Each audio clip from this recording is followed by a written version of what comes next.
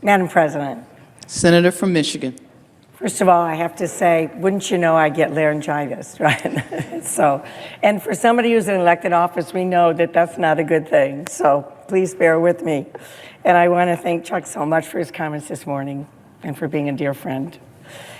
Today is bittersweet for me, standing here on the floor of the United States Senate, making my last speech, my last major speech. So many of my staff from Michigan have traveled to be here, as well as staff members who have worked for me in DC over the years. I am truly overwhelmed that over 100 Michigan and DC staff are here in the gallery and on the floor. And family and friends who are not able to fly in today are watching on C-SPAN. As we come back for Thanksgiving, I am filled with so much gratitude and respect as I think back over my years of public service. And I'm thinking about the incredible number of people who have supported me and contributed in so many ways to my success. From my family, my staff, my colleagues, and of course, the people of Michigan who've put their trust in me for over 50 years. I started when I was 5. From Ingham County Commissioner to state legislator to US Senator. Michigan, you will always be in my heart. Today is about recognizing all of you. As some of you know, I lost my mom just a week ago. I suspect she's tuning in from heaven's version of C-SPAN right now, watching me, listening, just as she has always been watching and supporting me my whole life. Mom not only lived a long life, 98 years of age, but a rich and meaningful one. Her hard work, her kindness, her strength, and her loyalty were a true gift to me, to my brothers, my children, my whole family. There are always unsung heroes of every story, and I want to start with mine, and that is my family. My son Todd, my daughter Michelle, my daughter-in-law Sarah, my son-in-law Scott, and my 5 incredibly talented and amazing grandchildren. They are the most talented grandchildren we've ever seen. Ari, Willow, Avery, Everett, and Violet. My mom and my kids have all appeared in many campaign ads over the years. Even my brothers, Len and Lee, starred in an acclaimed closing ad that caused me to beat an incumbent Republican to first be elected to the United States House. When my kids were young, they too broke down barriers. Todd was born when I was a county commissioner. Michelle was born when I was a state representative. It was a first in Michigan for a legislator to be pregnant and have a baby while in office. I remember a very pregnant me opening baby shower gifts in one of our state house committee rooms. Most of my male colleagues didn't know what to buy for a baby shower, so I got a lot of stuffed animals. My family members have marched in countless parades, attended thousands of events with me, and planned birthday parties and holidays around the legislative calendar. They've sacrificed their time and in many cases their personal privacy, and through thick and thin have always been there for me, and I am incredibly grateful. And I love you all so much. My family story has inspired my work as an elected official. I grew up in Clare, Michigan, where my mom was director of nursing at our small rural hospital. This sparked my lifelong interest in healthcare. As a 24-year-old grad student at Michigan State University, I led an effort to save Ingham County's medical care facility from closure. It was the only nursing home that served low-income seniors at the time. I'd never been involved in politics before, but I knew it was wrong to close that facility. We stopped the Ingham County Board of Commissioners from closing this critical service. And I was encouraged to run for county commission because I lived in the district of the commissioner who tried to close the nursing home. I ran against him. He called me that young broad, and the young broad beat him. And as they say, the rest is history. Healthcare remained a top priority for me from those early days to today. Today, I'm proud and grateful that more people in America have access to home health care, to hospice services, and lower prescription drug prices, in part because of my work. Medicare and Medicaid and community health centers provide stronger foundations for care for millions of Americans. I was a new member of the Senate Finance Committee when President Obama made healthcare reform his top priority. I was excited to be involved in every part of passing the Affordable Care Act, making sure that maternity care and mental health services and addiction treatment were all part of the new law. I spent a tremendous amount of time focused on the affordability of the new healthcare system and was successful in bringing down the amount that individuals would have to pay for coverage.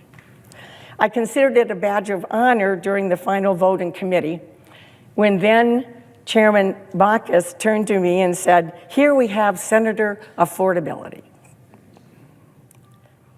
My first viral moment as an elected official on social media happened during the debate on the Affordable Care Act.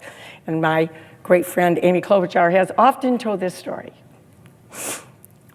When Senator Kyle from Arizona argued against including maternity care as basic coverage by stating that he did not need maternity care, I told him, "Yes, but I bet your mom did."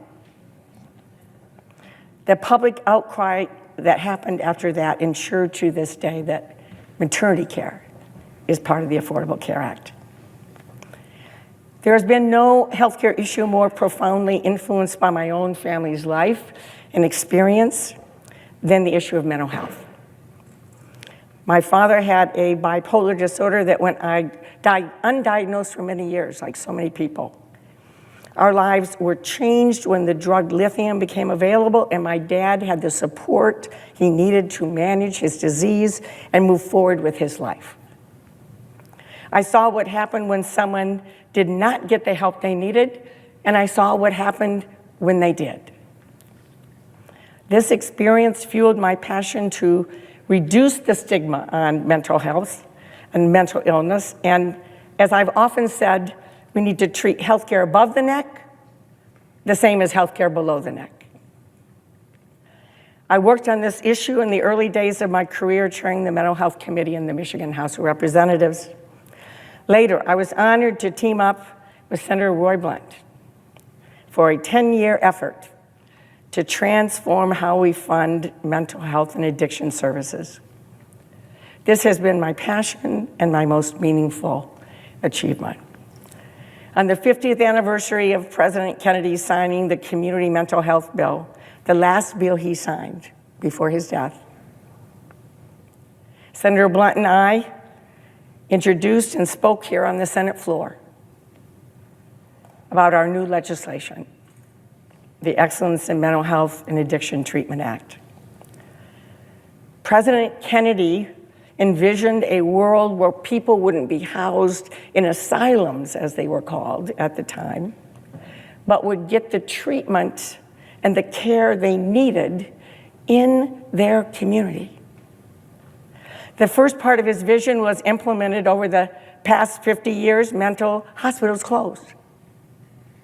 But the second half of it, creating comprehensive community care, never happened. Senator Blunt and I worked intensely over the past 10 years to make the second half of President Kennedy's vision a reality by creating comprehensive community behavioral health clinics, or CCBHCs, where clinics are funded as healthcare, not just through grants that stop and start. Now, because of our bipartisan efforts, culminating in full funding in the Safer Communities Act, we are in the midst of creating comprehensive community-based care across the country. And I thank you, all of you, for your help so many people here for your leadership and help in making that happen.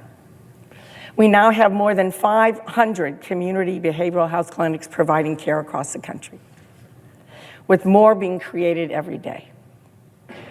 Millions of people now have the dignity of receiving mental health care and addiction treatment in their community, instead of sitting in an emergency room or in a jail or sleeping on the street. The goal, of course, is to have every community in every state provide these critical healthcare services. I intend to continue to do everything I can to support your efforts to make sure this transformation is completed. I am forever grateful to the people of Michigan for the trust they have shown in me over these years. I've lived in Michigan my whole life, and I've viewed the work in DC as a commute to work, long distance commute to work. Not as long as the West Coast, but a commute to work. I see everything through the eyes of Michiganders in our beautiful state. Our Great Lakes and our water are part of our Michigan DNA. Protecting our water has been my passion, from passing my very first bill in the Senate, which bans oil and gas drilling in the Great Lakes, to authoring the Great Lakes Restoration Initiative. This landmark initiative has helped transform the health of our lakes and watersheds, and will continue to do so in the future. Looking through the lens of Michigan again, I've understood that we don't have a strong economy unless somebody makes something and somebody grows something. For this reason, I've been a member of the Agriculture Committee at every level of government where I've served, both state and federal. And I've been deeply involved in efforts to protect and expand American manufacturing, including the new clean energy revolution occurring in our country. It has been my privilege to put my stamp on our nation's farm and food policy. I have frequently said that you can see Michigan on every page of the farm bills I've written. As the author of the specialty crop title in the Farm Bill, I'm grateful that the full diversity of farms, small and large, are now reflected in our funding, in our agricultural policy. I'm so pleased that families across our country have access to healthy, locally grown foods through farmers markets and urban agriculture, and our children can count on permanent funding for summer meals and other critical food assistance. I like to say that I stood up every day to fight for Michigan. And there's no truer statement than my work on behalf of Michigan workers and Michigan manufacturing.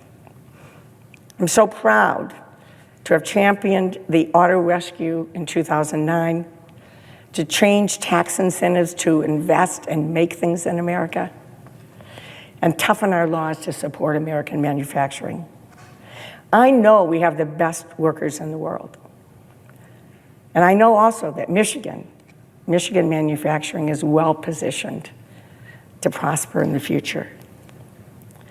I want to take a moment, of course, to thank all of you. All of my great, great colleagues on both sides of the aisle, both past and present.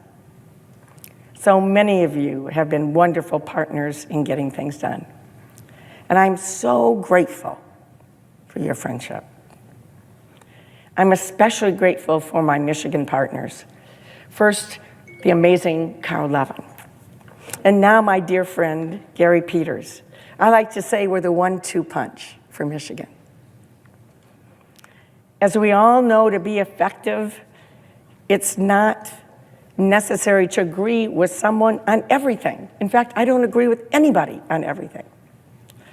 It's only necessary to agree on one thing, one problem that needs to be solved, and then agree on the way to solve the one thing. Then we look for another colleague across the aisle to work with on one thing. That's how positive change happens. We all realize, with all the incredible demands on our time and the constant additions and changes to our schedules, it's hard to find time to get to know each other on a personal level. Over the years, I've been so grateful for the bipartisan women senators' dinners, the international travel that we have that is so important. And playing Christmas carols on the piano at the Senate prayer breakfast is something I have thoroughly enjoyed. Exchanging stories about our families, our faith, our personal challenges have made a real difference. It has been a great honor for me to serve as a member of Senate Democratic leadership since 2005. I want to recognize Democratic leaders Tom Daschle and our dear Harry Reid, who were so supportive of me. I want to thank my great friend, Senator Chuck Schumer, and his extraordinary team.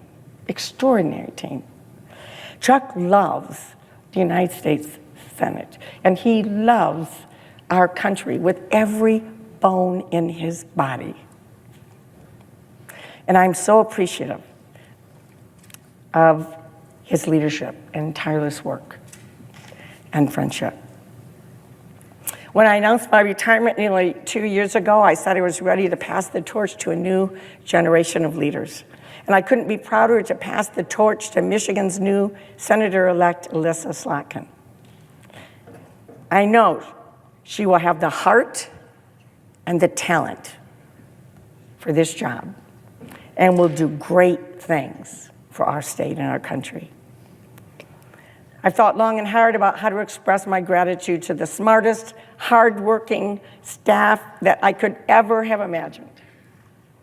Truly, my success comes from their amazing efforts. Over 500 bright, talented professional staff have worked for me over the past 50 years. That's unbelievable. Many of them for decades, and that doesn't include countless volunteers and interns. I want you to know, interns are everywhere, the staff are everywhere. I want you to know how moved I am that so many of you took time to be here today or tuning in on C-SPAN. You are much more than employees, you are family. I've watched many of you get married several times thanks to our office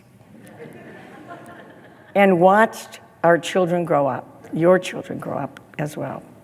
You are truly my dear friends. You have raised the bar for the kind of service the people of Michigan should expect from their elected officials. You have been there for me personally through the best of times and through the rough patches as well. You have cared and persisted, and together we have achieved so much, whether it's policy changes or helping literally millions of Michiganders cut through the bureaucracy and solve a personal problem. I salute each and every one of you, and I thank you for your service to Michigan and our nation.